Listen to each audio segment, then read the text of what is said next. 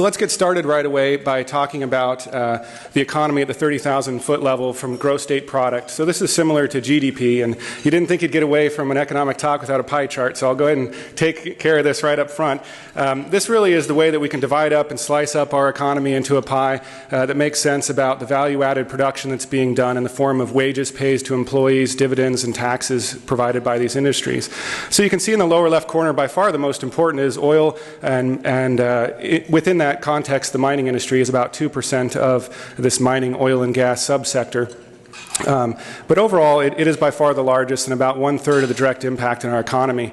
But if you look up at the top at government, that's about 9% state, 9% federal. But of the state portion, about 90% of the unrestricted revenues that pay for the wages of our roughly 25,000 state employees that provide these services to us is really paid for by the oil and gas sector through their taxes, which we'll talk about a little bit later. And even over in the transportation area, you can see that's 9%. You might think immediately about airports and roads and possibly the railroad, but really the largest subsector here again is oil and gas through pipeline transportation, mainly through the Trans-Alaska Pipeline and other distribution centers.